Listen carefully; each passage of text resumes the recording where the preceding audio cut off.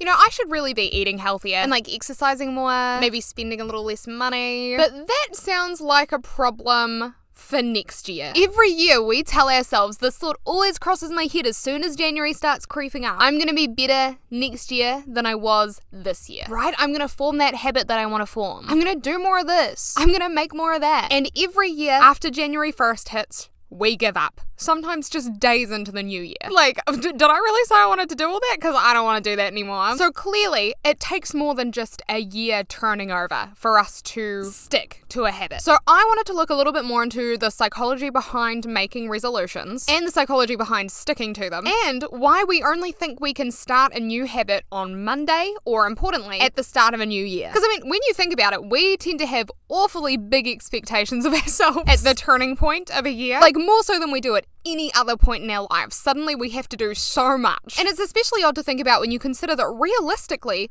we can action a change in our lives whenever we want to, right? Like just your daily reminder that you have free will. You can do whatever you want. So then why on earth do we wait for this magical New Year's Day that we as a society have invented before we allow ourselves to start a new habit? How does that make any sense? Well, actually, it makes a lot of sense, and the reason is very simple, because we human beings are very simple. In our minds, it really is this basic, I think. A new year is a fresh start.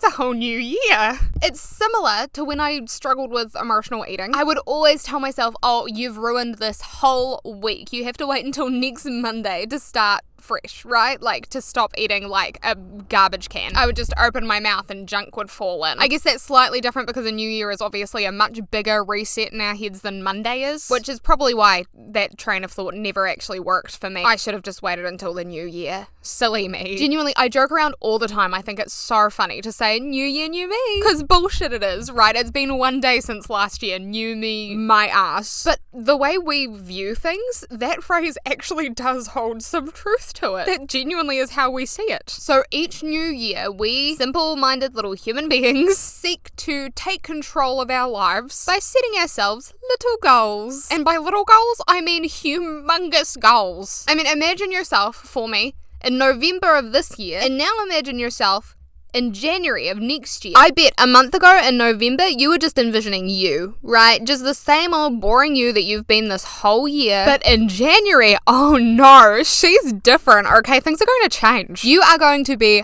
perfect in January. You just wait and see. And how do you know that? Why have you envisioned yourself differently? Well, it's because you've set resolutions for yourself. I find myself doing this even subconsciously. I don't have any goals off the top of my head that I actually want next year, but I am picturing myself being completely different somehow. But it really does feel like every new year is your chance to live your dream life, finally. So then why, with all of this promise, do New Year's resolutions so often and so stereotypically fall flat? Well, again, the reasons are quite simple, but they're also plentiful. If you don't know what you're doing, setting a resolution really can be a losing battle. You might as well not even bother. Because listen, it's all well and good. Okay, you can tell yourself, I'm going to be on par with a fitness influencer in January. As soon as the clock strikes midnight on January 1st.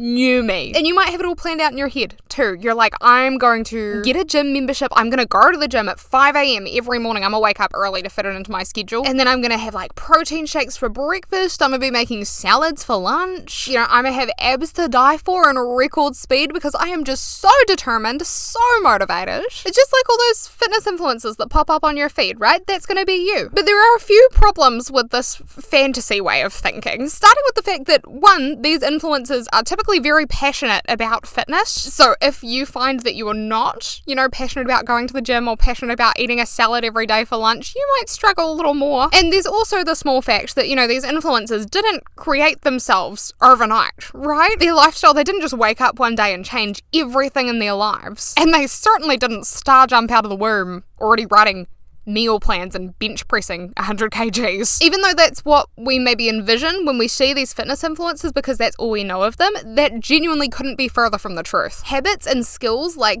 these influencers display, they take time to cultivate, sometimes years and years. They take trial and error, bad days and good days. It's like marriage. You've got to be in it through the hardships and the good times. What do they say? In sickness and in health. Although if you're sick, you can probably just stay home from the gym, so I don't know if that's relevant. But that all makes things just a little bit more difficult, doesn't it? The fact that you can't really throw yourself in the deep end of something and thrive straight away. For the most part, anyway. If you're one of those people, good for you. How do you do it? Some people are just good at everything, man. I'm passionate about this topic because my boyfriend is one of them. He tries something and I'm like, how have you got it already? How do you do that? Anyway, back on topic. Funnily enough, although we see New Year's resolutions generally as something that is likely to fail, people who make New Year's resolutions are actually 10 times more likely to stick to their goals when compared to those who just set objectives for themselves at random points throughout the year. Veritasium told me that, so it must be true. I have no other sources to cite, but just believe me. Trust me, bro. And we've already covered that, the new year is a fresh start. So we're more motivated to take control of our lives when the new year rolls around, right? Hence resolutions. But how could we increase the likelihood of our success even further? To answer that, first you need to know a little bit about the psychology behind making habits. Little pop quiz. Okay, what do you do when you set yourself a goal? Say your intention is to eat healthier. Are you going to A, clear your fridge out of anything that isn't leafy or green and eat nothing but egg white and spinach omelettes for the rest of your life? Or would you B, try to incorporate an extra serving of vegetables in your daily diet and then go from there? You don't have to stop there, but that's the first step, right? If you would be more inclined to start with the latter option B, then congratulations, you might actually have a chance. Get it, bestie? Now, I don't know about you, but I learned about SMART goals in primary school. And at that point, I didn't realize just how important what we were being taught actually was. It was kind of one of those things where I was like, goal setting. I'm like, I'm like, goal setting? Who does that? Am I going to need this in my everyday life? I think not. But it turns out this is actually very helpful to know. So I'm going to break this down for you, the acronym. Not from memory though, because I definitely wasn't paying good enough attention when I was 8 years old to do that. But the S stands for specific. So you don't want to set yourself a really broad goal. Funnily enough, I want to lose weight is not a very good goal. Because, okay, what do you mean? An actual achievable goal would sound something more like, I want to lose 10 kg in 3 months, right? And then the M stands for measurable, which kind of goes hand in hand with specificity. Because if you just say, listen, I want to lose weight, that's a goal that could go on for the rest of your life. You could be skin and bones and still not be done. Okay, you'd have to chop off limbs at that point. However, if you say, I want to lose 10 kg, well, isn't that a little bit more measurable? Buzzword, measurable. Because you know that when you lose 1 kg, you are 10% closer to reaching your goal. And once you've lost 10 kg, boom, you're done. That's you. You've achieved the goal. Limbs all intact, right? And then the A in SMART stands for achievable, which again, you're going to notice a pattern. It goes hand in hand. They all go hand in hand. Surprise. That's why it's an acronym. So what you want to do is make sure your goal is achievable within a reasonable time frame. I picture this as if you say, I want to lose 100 kg, then you're setting yourself a massive goal, right? And that's not to say it's not achievable, but it is going to take a really long period of sustained effort to complete that, to reach that desired outcome. So instead, why not start with that 10 kg goal that you can achieve within, say, 3 months, and then you can do another 10 kg within 3 months, or you can adjust it depending on how that first period went for you. Then the R stands for relevant, and this one is super important in my mind because this is where I mess up a lot of the time, where I'm maybe thinking, oh, this would be a cool thing to do, or I should be more like this. You have to stop and think, does this actually align with me? Do I want to do this right now in my life? Because if you don't, are you going to do it? Imagine for a second that your short-term objective is I want to eat less food, but your long-term goal is to be a bodybuilder. Do you see how that might not match up? And what if you made it a goal to spend less than an hour every day on your phone, but you use your phone for work, or you use your phone to catch up with family overseas and you stay on the phone for hours? It doesn't work, right? What if your New Year's resolution is I want to deep clean my bedroom every week, but in actuality, you don't care if there's clothes on your floor. You just think it would be more socially acceptable to have a tidier room. So the question is, are you going to be realistically able to stick to the goal that you're setting, considering where you're headed in life and considering where your priorities are, what actually bothers you, what you actually want to change? Because motivation, it waxes and it wanes, so you can't rely on motivation to take steps towards a goal. You can't purely rely on motivation. And if you don't really want to achieve a goal for yourself in the first place, do you really want to use your valuable willpower to work towards that goal? No, you're not going to do it. So think about your personal values and your life plan when you're creating goals, or they'll really be no use to you and they won't last long. And finally, the T in SMART, very simple, it stands for time-based. So you want to give yourself a realistic but still sort of ambitious end date to your goal, and that will motivate you to prioritize your goal. You don't have time to put it to the side, I'll do that next month, because you have a time frame that you need to achieve it by. What I've seriously taken note of throughout research that I did into goal setting is the fact that it is strongly recommended to set yourself small goals. It's okay to still have big goals, of course, but it's just helpful to break down, like, you have this overarching big goal and it's intimidating and it's life-changing. But if you break that down into smaller, like, mini goals, all of a sudden it's not that intimidating. It's not as life-changing. You can do it tomorrow, you know what I mean? So with the SMART acronym in mind, for example, your goal might transform from I want to lose weight to I want to lose 10 kg in 3 months. Or it could even be I want to maintain my current weight for 3 months instead of gaining or losing. It could be even I want to complete a course on health and fitness so that I understand what I'm doing. Because these goals still lead towards your big goal of losing weight, but in a much more approachable and more measurable way. So the SMART acronym makes goals more achievable thanks to the simple fact that they take these big goals, these super ambitious goals, and they concentrate them down into just smaller and therefore easier goals. So I guess we could say that when our New Year's resolutions fail, it's because we weren't being smart. Yeah, remember that.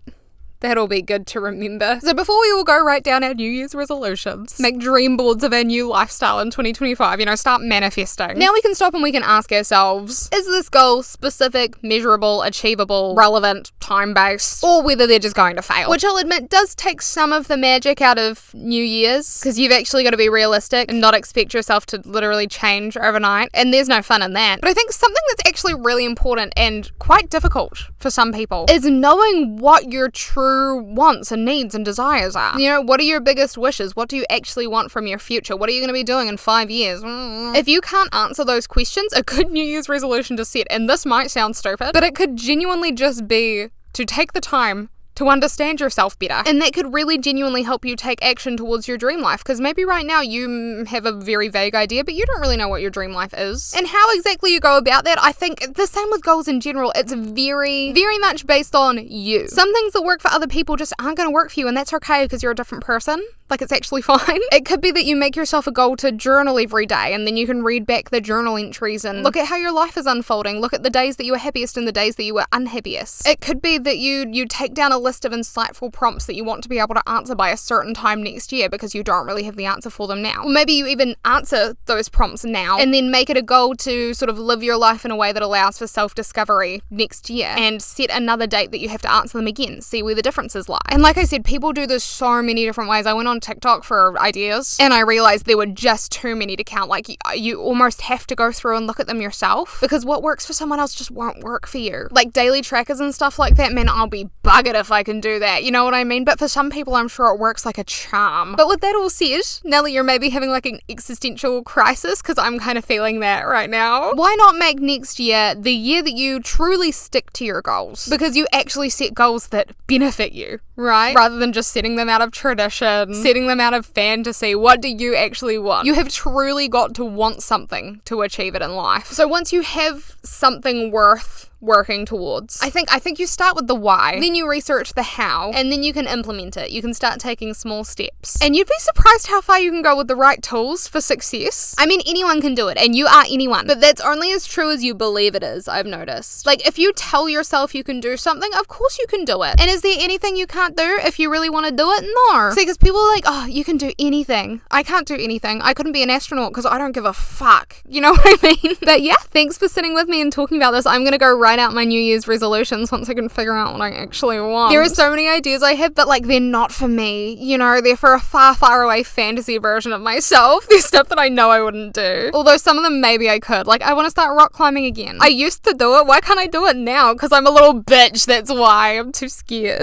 But yeah, your turn to yap. You've listened to me. Now it's your turn. Let me know if you've got any New Year's resolutions set. Let me know if there's a specific way that you like to set goals, or a specific way that you like to journal. I'm always interested in that. Like, do you do junk journaling? Do you do daily entries, bullet journaling? Let me know. And I will see you in the new year. See you next year. I won't see you until next year. Yeah, alright, I'm gonna go. Okay. See you later. Bye. Bye.